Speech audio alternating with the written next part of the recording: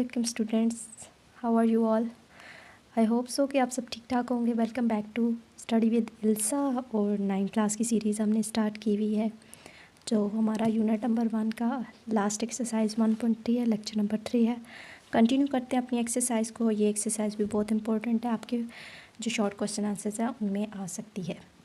So first question in on his last bank statement. Basically ये statement वाले सारे questions हैं, तो बहुत ही ईजी हैं, बेसिक से क्वेश्चंस हैं जो आप लोगों को मतलब कि आप लोग बस समझने की ज़रूरत है, बाकी तो आप लोगों को आते होंगे, I hope so. On his last bank statement Qasim had balance of 175,000 in his checking account. He wrote one cheque for 45,790 and another for 1,12,921। What is his current balance. Basically वो क्या कह रहे हैं, कासिम के पास जो है वो उसकी जो लास्ट बैंक स्टेटमेंट थी, मतलब कि ये जो अमाउंट उसने विड्रॉ कराई है उससे पहले उसके पास कितने पैसे थे, उसके बाद इतने टोटल पैसे थे बैंक में। उसने पहले जो है पहला चेक निकलवाया 45,790 का, दूसरा चेक उसने निकलवाया 1,12,921 रुपये का। तो what is the current balance, उसका अब बचा पीछे का जो बैलेंस है वो कितना होगा। तो हम पहले लिख लेते हैं, हमारे पास गिवन क्या है,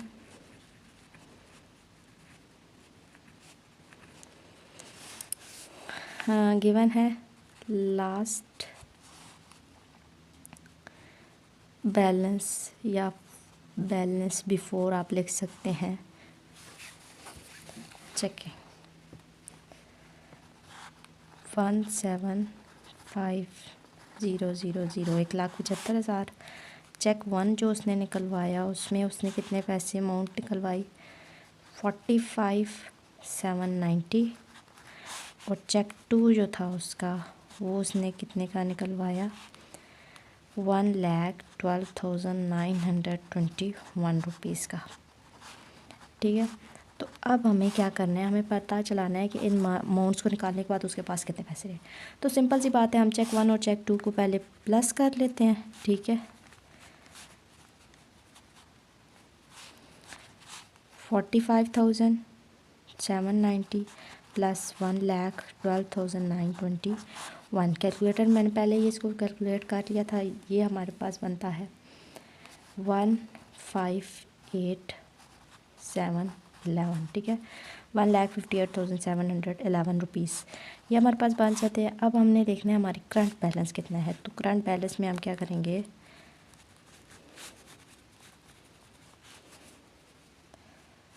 बैलेंस इज़ इक्वल्स टू जो हमारे पास टोटल हमारे पास पूरी अमाउंट जो पहले सी थी वो क्या थी 175,000, 1,75,000।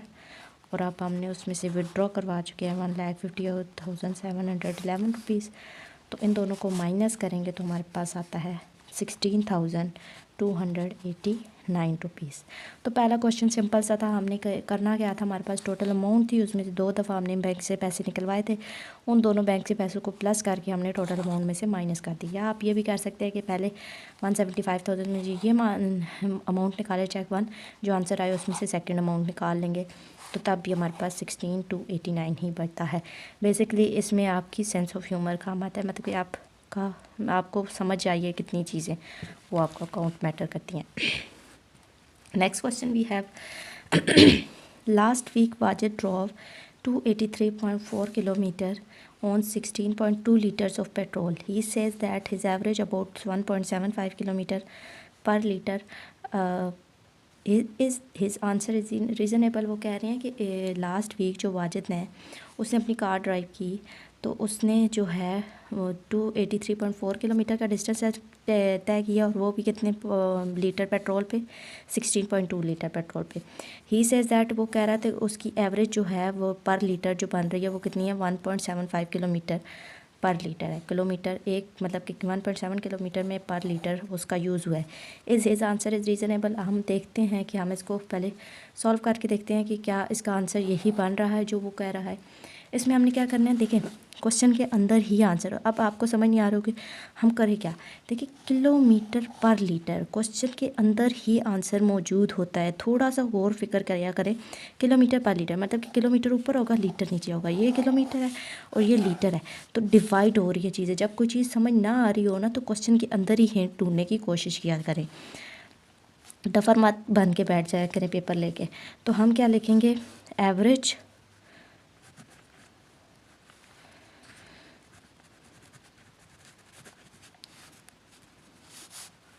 पेट्रोल या एवरेज जो है उसकी जो है उसने जो निकाल ली थी वो क्या है हमारे पास 283.4 किलोमीटर डिवाइडेड बाय 16.2 लीटर्स।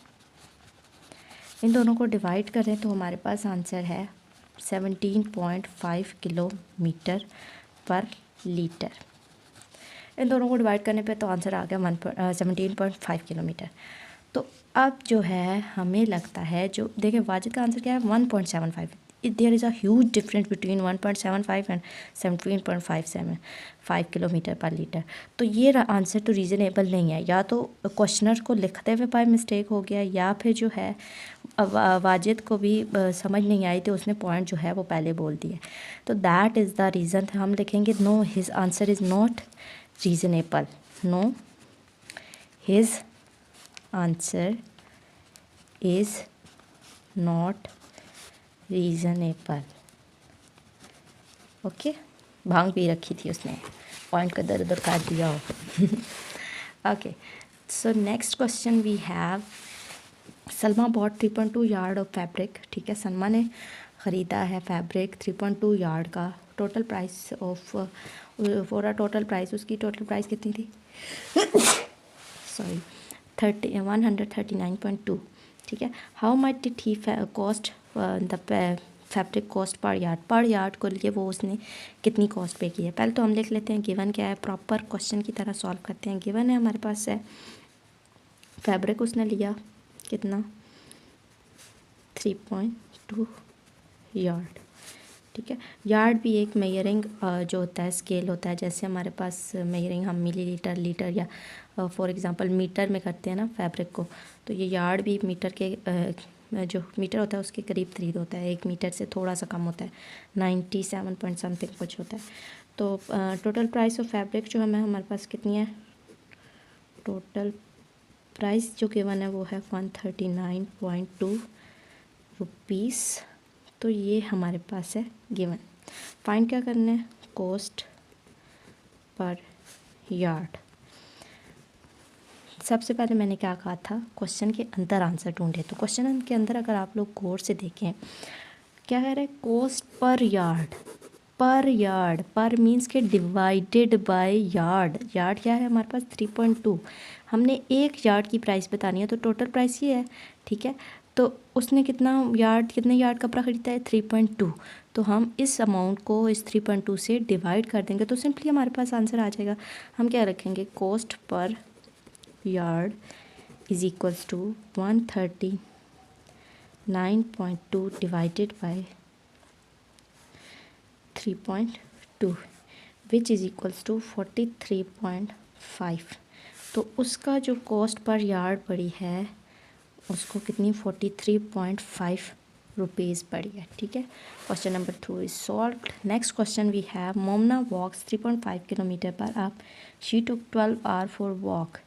देखो how far did she walk, far मतलब कि उसने कितना डिस्टेंस कवर किया, और मोमना ने वॉक की है 3 किलोमीटर पर आवर, मीन्स कि उसने 3 किलोमीटर पर आवर उसकी स्पीड थी। ठीक है, 3.5 किलोमीटर 1 घंटे में 3.5 किलोमीटर वो आवर चली है। 12 आवर उसने वॉक मुसलसल करती रही है, 1 घंटे में 3.5 किलोमीटर और 12 घंटे वो चलती रही है। How far did she walk. पहले तो हम लिख लेते हैं गिवन क्या है हमारे पास, गिवन है जो हमारे पास स्पीड है हमारे पास 3.5 किलोमीटर पर आवर, और हमारे पास टाइम है 12 आवर, और हमने फाइंड क्या करना है, डिस्टेंस। ठीक है, डिस्टेंस हमने फाइंड आउट करना है। तो डिस्टेंस का तो सिंपल फार्मूला होता है, डिस्टेंस का फार्मूला क्या होता है, स्पीड मल्टीप्लाई टाइम। ठीक है। पर आर है ना, आर को तो हमने ख़त्म करना है, घंटे तो हमें चाहिए ही नहीं, तो ये डिवाइडेड बाय आर है, तो ये इसके साथ मल्टीप्लाई होकर ख़त्म हो जाएगा। तो सिंपल आप थोड़ा सा ना क्वेश्चन को समझा करें तो तब आपको ज़्यादा अच्छे तरीके से समझ आएगा। Distance is equals to speed multiply time which is equals to 3.5 kilometre per hour. इसको ऐसे भी लिख सकते हैं, ऐसे भी लिख सकते हैं, ताकि आपको अच्छे तरीके से समझ आए। आर को आर से कैंसिल कर देंगे, 3.5 को 12 से मल्टीप्लाई करें, which is equals to 42 kilometre. तो उसने कितना डिस्टेंस कवर किया? 42 किलोमीटर डिस्टेंस कवर किया मोमना ने। Next we have question, the hiking club went on a 7 day trip. एक हाइकिंग क्लब है, ठीक है, वो लोग 7 डे के ट्रिप पे गए हैं। Each day they hiked between 5.5 and 7.5 miles. और वो हर दिन उन्होंने मिनिमम जो उन्होंने कवरेज किया वो 7.5 की, 5.5 की है माइल्स की, और मैक्सिमम अगर की है तो उन्होंने मिनिमम 5.5 की है और मैक्सिमम उन्होंने कितनी की है? 7.5 की माइल्स की हाइकिंग की है। हाइकिंग करना मीन्स के पहाड़ के ऊपर चढ़ना, ठीक है। तो it is reasonable to assume the clubbing the days of club height, ठीक है। तो वो कह रहा है कि रीजनेबल आंसर इन चारों में से बताएं कौन सा आंसर जो है वो ठीक है। लेस देन 35 मील्स उन्होंने कवर किया, बिटवीन 35 और 55 मील्स कवर किया, या इक्वली 55 माइल्स किया, या फिर मोर देन 55 माइल्स किया। तो ये तो हमें करके ही पता चलेगा। देखें वो उन्होंने 7 डे ट्रिप पे थे ना, तो हम देखते हैं कि minimum day height, minimum if day height, ठीक है। अगर उन्होंने मिनिमम हाइक किया है तो मिनिमम कितना है? 55.5 माइल्स है, और वो कितने दिन किए हैं? अगर एक दिन में 55 किए हैं तो उसके लिए हमारे पास क्या है? 7 डे है। 7 डे उन्होंने कितना कवर किया होगा? 55.5 को हम 7 से मल्टीप्लाई करेंगे तो हमारे पास आएगा 38.5। मिनिमम उनका है 38.5 माइल्स। इफ़ अगर उन्होंने किए है हाइकिंग फॉर एग्ज़ाम्पल 7.5 अगर की है, maximum they height,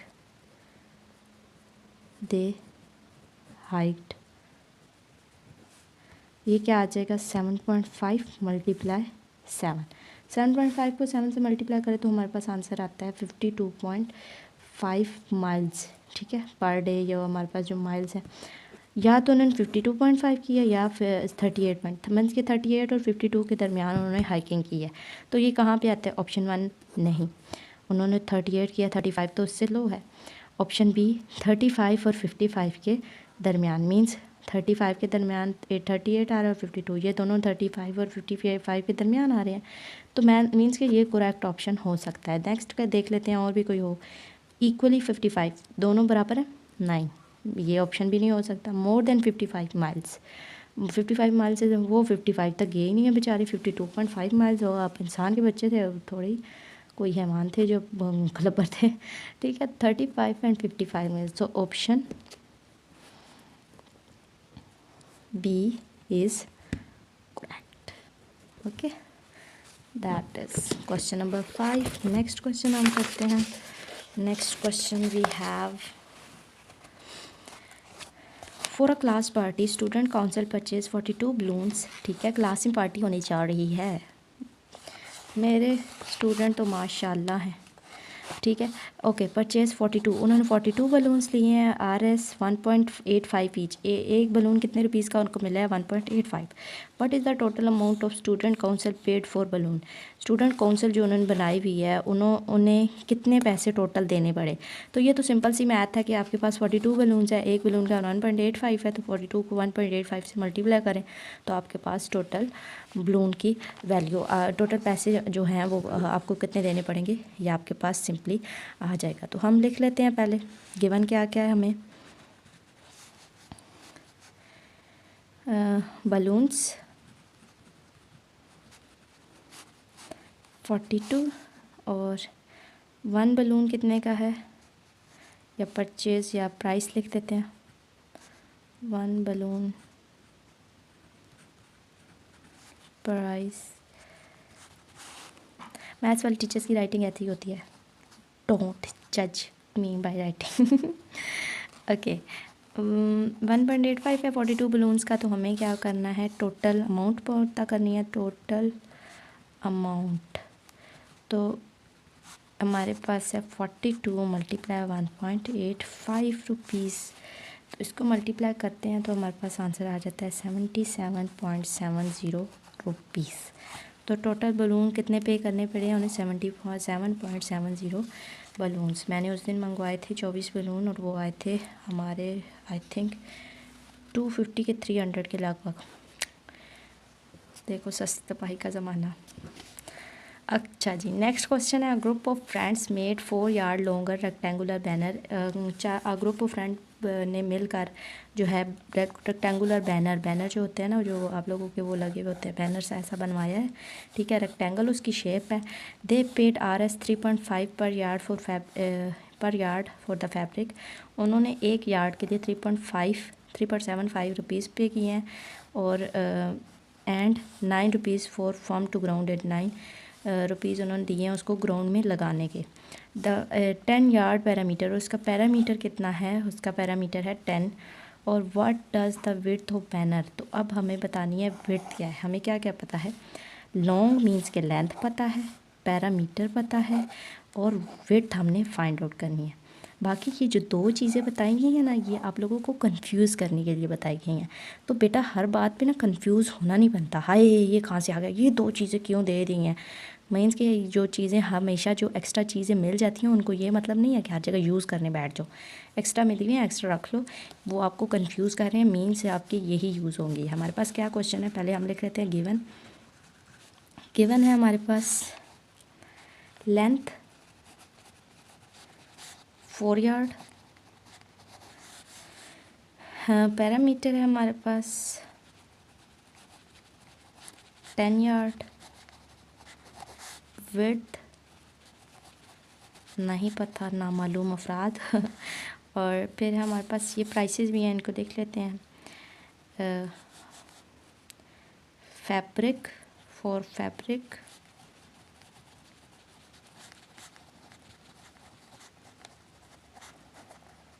and then हमें फॉर्म टू ग्राउंड,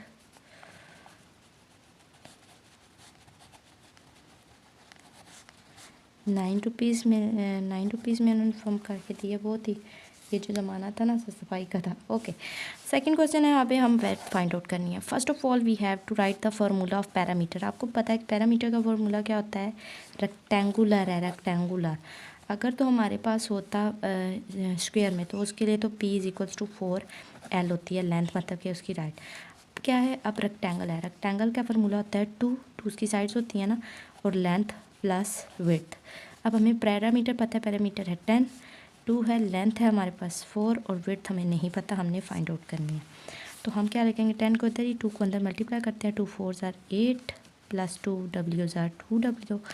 8 को दूसरी तरफ ले जाएंगे, ये यहाँ पे प्लस हो रहा है, दूसरी तरफ जाके क्या हो जाएगा, माइनस। इक्वालिटी के रूल्स पता है ना, एक तरफ अगर एक चीज़ प्लस हो रही है दूसरी तरफ जाके माइनस, अगर माइनस हो रही है दूसरी तरफ जाके प्लस, मल्टीप्लाई हो रही है तो डिवाइड हो रही है तो मल्टीप्लाई।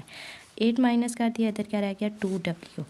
देखिए 10 में से 2 माइनस करेंगे तो 10 में से 8 माइनस करेंगे 2 एंड दिस इज़ 2W। हमें सिर्फ विड्थ चाहिए, हमें 7 से 2 नहीं चाहिए। 2 इसके साथ क्या हो रहा है, कोई साइन नहीं है, मीन्स के मल्टीप्लाई हो रहा है, तो दूसरी तरफ जाके क्या हो जाएगा, डिवाइड। ये 2 ऑलरेडी पड़ा था, इसके नीचे दूसरा 2 ये वाला आ गया, डिवाइड हो गया W। अब विड्थ = 2 को 2 1 = 2 2 1 = 2, तो हमारे पास विड्थ कितनी होगी 1।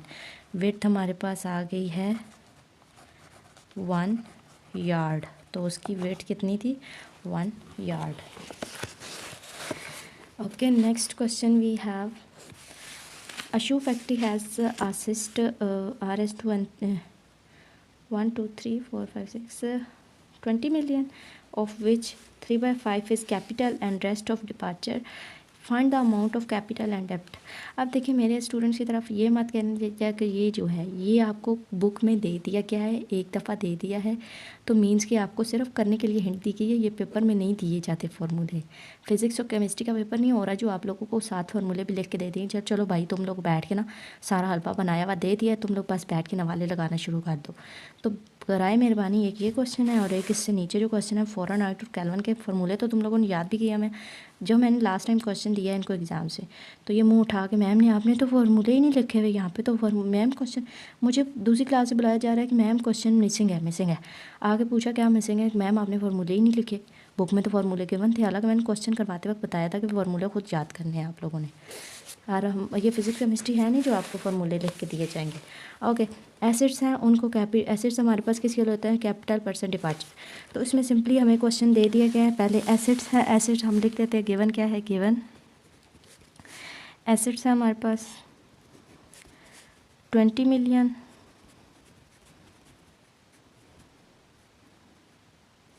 ठीक है, और ये है, और हमारे पास कैपिटल क्या है, कैपिटल को गौर से देखो, वो कह रहा है 3/5 of end of which 3/5 is capital. 3/5 जो है इसका कैपिटल है, मीन्स के 3/5 जो है इसमें से 3/5 पार्ट जो है वो हमारे पास कैपिटल है।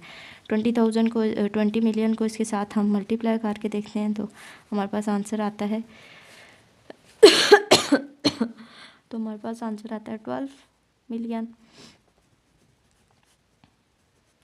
तो ये हमारे पास आंसर आ जाता है 12 मिलियन जो हमारे पास आ जाता है। अब हमने फार्मूला क्या लगाना है, हमारे पास फार्मूला है एसिड्स फाइंड आउट करने हैं, तो एसिड्स हमारे पास है सॉरी डेप्थ मालूम करनी है, तो हमारे पास है कैपिटल प्लस डेप्थ। अब ये जो चीज़ है ये हमने फाइंड आउट करनी है, तो हम इसकी दोनों की वैल्यूज़ लिख लेते हैं। पहले 20 million is equal to capital क्या है 12,000,000 3 प्लस डेप्थ। तो ये हमारे पास यहाँ पे प्लस हो रहा है, दूसरी तरफ जाके माइनस हो जाएगा, एक तो इतने ज़ीरो है, -12,000,000 तो ये काफ़ी है ना। और ये है डेप्थ। सारे क्वेश्चन इजी थे, बस आप लोग ना कंफ्यूज जो हो जाते हो। आप 20,000 में 12 माइनस करें 20 मिलियन 12 मिलियन तो 8 मिलियन रह जाएगा सिंपली। तो ये हमारे पास आंसर आ गया कि हमारे पास डेप्थ कितने थे, 8 million. Next second last question we have the world lowest temperature of past 10 years. Past 10 years में से हमारे पास वर्ल्ड का लोएस्ट टेम्परेचर रिकॉर्ड हुआ है -89.2 degree Celsius at Vostok Antarctica में ऑन जुलाई 21 1983 में। माशाल्लाह, जो 21 1983 में लास्ट टेम्परेचर रिकॉर्ड हुआ था, लोएस्ट टेम्परेचर वो था -89.2 डिग्री सेल्सियस। अब वो हमें कह रहे हैं convert this temperature in Fahrenheit and kelvin. ये इनको फार्मूलाज आप लोगों ने याद किए हैं, प्लीज़ काइंडली इनको याद कर लें। ये फार्मूला आपको क्वेश्चन में नहीं गिवन होते पेपर में। तो फार्मूली केल्विन का तो इतना ईजी है, फ़ारेनहाइट का 9/5 सेल्सियस है। अगर सेल्सियस कई दफ़ा सेल्सियस दे देते हैं, उसको फ़ारेनहाइट में करने के लिए भी आपने जो है आपको फार्मूला ये आना चाहिए। आपने सिर्फ सेल्सियस को छोड़ देना, फ़ारेनहाइट को पुट करना है और वैल्यूज़ को इधर उधर करके सॉल्व कर देना है सिंपली। तो हमारे पास क्या है, सेल्सियस हमारे पास क्या है -89.2 डिग्री सेल्सियस। फ़ारेनहाइट का फार्मूला लिखते हैं 9/5 Celsius degree plus 32 is equals to, इसको सॉल्व कर लेते हैं। फ़ारेनहाइट इज इक्वल्स टू 9/5 और इसके साथ -89.2 प्लस 32। पहली तो बात है आपके पास कैलकुलेटर अलाउ होते हैं, इनको डायरेक्ट इस पूरे को कैलकुलेटर में लिखा जा सकता है आजकल के जो नया कैलकुलेटर आया है, और उसको सॉल्व करें। अगर नहीं भी हो रहा तो पहले ऊपर वाली वैल्यू को ऊपर वाली वैल्यू के साथ 89.2 को 9 के साथ मल्टीप्लाई करेंगे तो आपके पास आंसर आ जाएगा माइनस, मतलब कि ये माइनस तो माइनस रहेगा 802.8 डिवाइडेड बाई ये वाला 5 ये आ जाएगा प्लस 32। 5 इन दोनों को डिवाइड करोगे तो आगे आपके पास आ जाएगा -160.56 और प्लस 32 प्लस माइनस -32, इसमें से माइनस करोगे तो आपके पास आंसर आ जाएगा -128.56 डिग्री फ़ारेनहाइट। ये हमारे पास फ़ारेनहाइट आ गया। केल्विन के लिए सिंपल फार्मूला लिखिए, केल्विन C प्लस 273, C हमारे पास है -89.2 डिग्री सेल्सियस प्लस 273 डिग्री। तो इन दोनों को प्लस माइनस 273 में से 89.2 माइनस करेंगे तो हमारे पास आ जाएगा 183.8 केल्विन अप्रॉक्सीमेटली ये वैल्यू आ जाएगी। तो ये हमारे पास क्वेश्चन नंबर 9 हो गया। बराए मेहरबानी फार्मूले याद कर लें, this is the main thing. उसके बाद लास्ट क्वेश्चन है थोड़ा सा हमारे पास है। एक company penalised by government act for low quality production. एक कंपनी को पेनलाइज किया गया पेनल्टी देनी है उन्होंने क्यों पेनल्टी देनी है, मतलब कि उनकी जो है क्वालिटी की प्रोडक्शन जो है ना, प्रोडक्शन वो लो क्वालिटी है। तो उन कंपनी के 3 शेयर होल्डर्स हैं, ठीक है। वो कंपनी 3 बंदों की है, कुछ किसी फ़रा की, मरियम की और तहरीम की। नो बोलिंग अलाउड ठीक है, लड़कियाँ सीख रही हैं तो अब होता है, नई नई बिज़नेस में ऐसी चीज़ें होती रहती हैं। उनको जो है वो उनके शेयर्स की रेशो कितनी है, 1:2:3 and the amount of penalty is 40। ये आपके पास अमाउंट उसकी आ गई है 4,56,868.97। इतनी बड़ी penalty, hi hi. Find the amount of penalty paid by each. अब हमने देखना है कि ईच जो हर बंदी को जो है, ये है हमारे पास फ़रा का, ये मरियम का और ये तहरीम की शेयर्स हैं। फ़रा का 1 शेयर है, मरियम के 2, तहरीम के 3 शेयर्स हैं। तो इन शेयर्स को देखते हैं हम, इनको कितनी कितनी अमाउंट की पेनल्टी भरनी पड़ती है ईच शेयर पे। सबसे पहले तो हम देख लेते हैं हमारे पास इन सब के शेयर्स की टोटल अमाउंट कितनी बनती है। अगर हम टोटल शेयर्स लिखते हैं तो टोटल शेयर्स हमारे पास कितने बनते हैं, 1 + 2 + 3, 3 और 3 6 हो जाएंगे। टोटल शेयर्स हमारे पास जो हैं वो कितने आ रहे हैं, 6। अब हम एक शेयर की वैल्यू निकाल लेते हैं, मींस कि ये जो हमारे पास अमाउंट है उसको हम 6 शेयर्स के साथ डिवाइड कर देंगे। वो एक शेयर की अमाउंट होगी, फिर हम बारी बारी इनके साथ मल्टीप्लाई कर देंगे, जिसके जितने शेयर्स होंगे उस अमाउंट को उसके साथ मल्टीप्लाई करेंगे तो हमारे पास आंसर आ जाएगा। तो हम पहले लिख लेते हैं 1 शेयर अमाउंट ऑफ 1 शेयर, ठीक है। तो ये हमारे पास आ जाएगा 4,5,6,8.97 डिवाइडेड करेंगे 6 से, तो ये हमारे पास अमाउंट आ जाएगी 7,6,144.83। ये हमारे पास एक शेयर की अमाउंट आ गई है। तो अब हमने देखनी है कि हमारे पास फ़रा को कितनी अमाउंट भरनी पड़ेगी। फ़रा जो है उसका 1 शेयर था, 1 को मल्टीप्लाई करेंगे 7,6,144.83 के साथ मल्टीप्लाई करें, 1 जो होता है 7,6,144.83। इसको अमाउंट भरनी पड़ी है 76,144.83 रुपीज़। नेक्स्ट है हमारे पास मरियम के शेयर्स जो हैं वो हमारे पास कितने हैं, उसके 2 शेयर्स हैं, उसको 76,144.83 के साथ मल्टीप्लाई करेंगे तो हमारे पास आंसर आ जाएगा 152,80,289.66 रुपीज़, 1,52,299.66। तो ये हमारे पास है मरियम के शेयर्स। फिर है